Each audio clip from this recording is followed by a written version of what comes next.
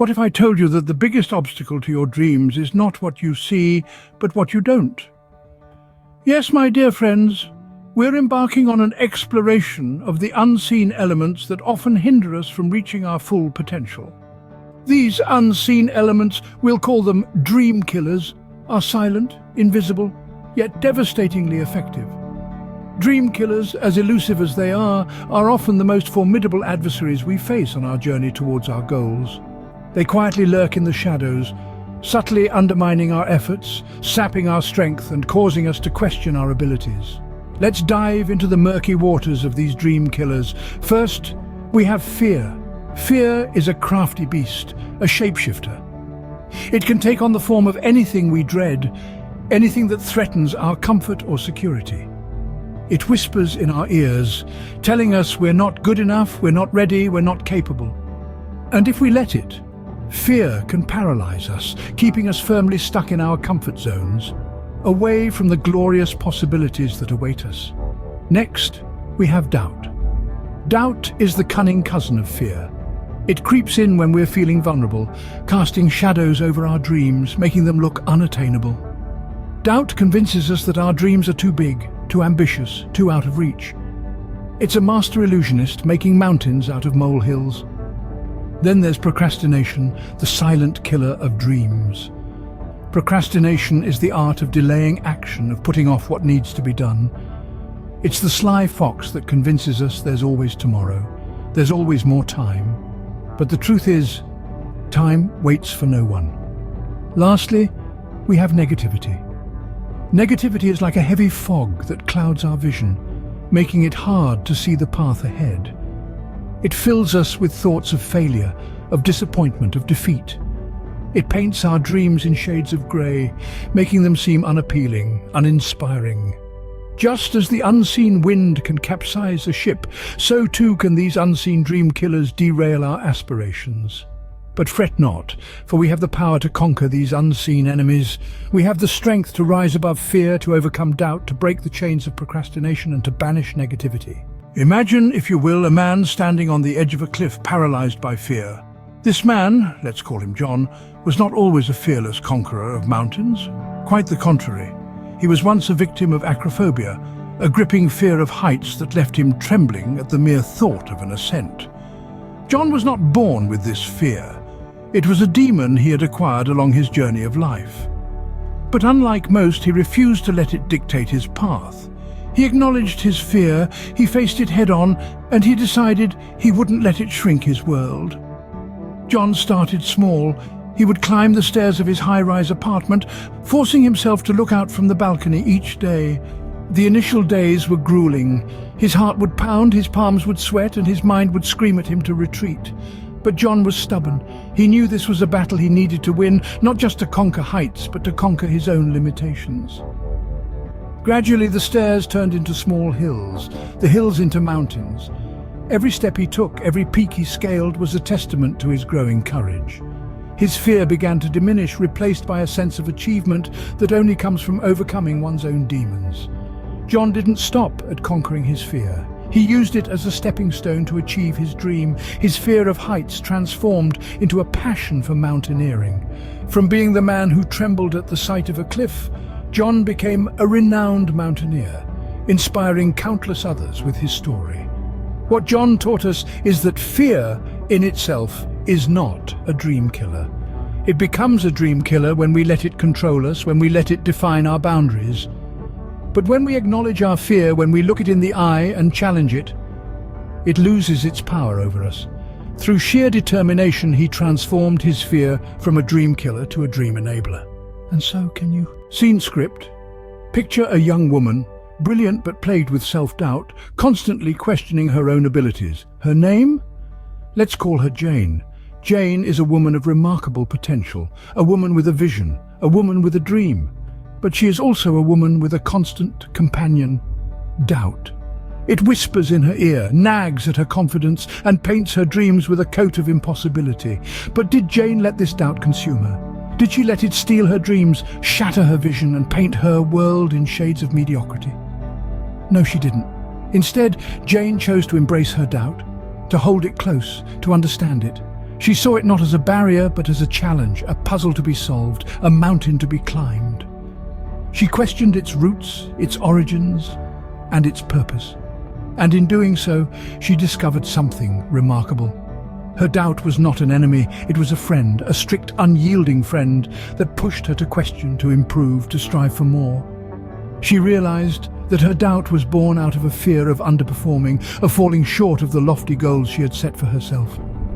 It was a protective mechanism, a safety net that kept her from stepping out of her comfort zone. But Jane decided she didn't want to be safe. She wanted to be free. She wanted to be successful. So she took that doubt, that fear, that protective mechanism, and she turned it into a motivator.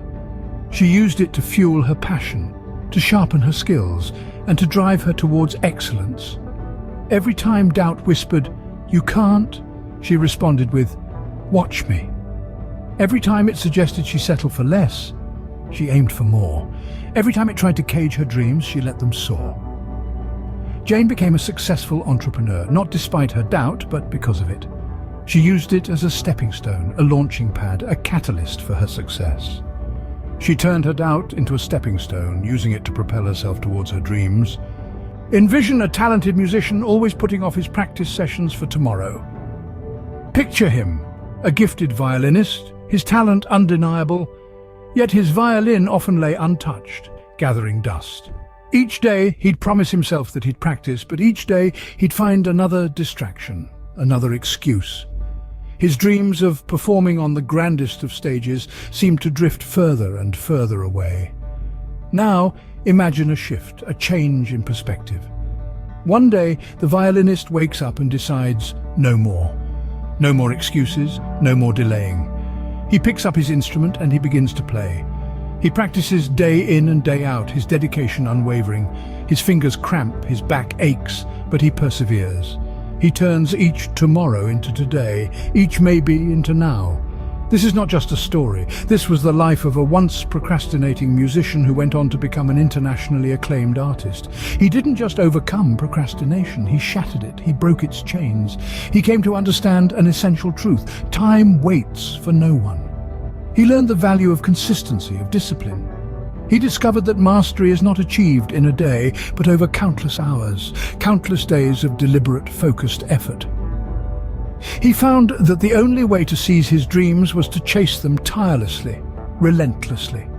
He recognized that procrastination was not just a habit, but a formidable adversary. An adversary that whispered sweet promises of comfort, of leisure, but in reality stole his precious time, his potential for greatness. But he chose to fight, to wage a war against procrastination. And in doing so, he not only became a master of his craft, but also a master of his time, a master of his destiny. Through his journey, he taught us a powerful lesson, a lesson about the destructive power of procrastination and the liberating power of action. He showed us that dreams are not just to be envisioned, but to be pursued, to be seized. By breaking the chains of procrastination, he was able to seize his dreams. Visualize an artist, his creativity stifled by the negativity surrounding him. In the heart of a bustling city, there was a humble artist named Jack. Jack had a remarkable talent for turning the ordinary into extraordinary through his art. However, he found himself in the midst of a sea of negativity. The relentless waves of criticism, cynicism, and naysayers threatened to drown his creativity. Jack was not just fighting against external negativity, he had his own inner demons to contend with. Doubts and fears were constant companions, whispering discouraging words into his ears. The negativity around him was like a dark cloud, casting its shadow over his vibrant palette of dreams. But Jack was not one to be easily defeated. He knew that the only way out was through. So he made a conscious decision to fight the negativity both within and around him. He started by changing his environment. The dingy, uninspiring room where he worked was replaced with a bright, vibrant studio filled with colors and life. He surrounded himself with things that inspired him: beautiful landscapes, uplifting music, and the works of artists he admired. Next, he tackled his inner negativity. He started meditating, focusing his energy on positive thoughts. He visualized his success, his dreams coming true. He wrote down his fears and doubts, then tore the paper to shreds, physically banishing them from his life. He chose to believe in his abilities, to trust his talent, to have faith in his dreams. Slowly but surely, the cloud of negativity began to dissipate. Jack's art started to reflect his newfound positivity. His works became more vibrant, more alive. They resonated with the joy and optimism he now felt. People began to notice and appreciate his art. His dream of becoming a renowned artist was turning into a reality. By consciously choosing to banish negativity and surround himself with positivity, Jack was able to overcome his challenges. He found the courage to express himself freely, to let his creativity soar. By banishing negativity, he was able to let his creativity soar and realize his dreams. So, what do these stories tell us? They weave a tale of resilience and strength, of triumphing against the unseen enemy, the dream killers. These dream killers come in various forms, lurking in the corners of our lives, waiting to strike when we're most vulnerable. Fear, the first dream killer, can paralyze us, but we've seen how it can be conquered through courage and determination. Then there's doubt, a subtle yet potent dream killer that can shake our resolve. But with a clear vision and unwavering belief in oneself, doubt can be overcome. Procrastination, the silent dream killer, can be defeated through discipline and a commitment to action. Finally, we tackled negativity, a dream killer that can cloud our judgment and obscure our path. But by embracing positivity and banishing negative thoughts, we can illuminate our way forward. Remember, the only thing standing between you and your dreams is the unseen enemy. Conquer it, and the world is yours to explore.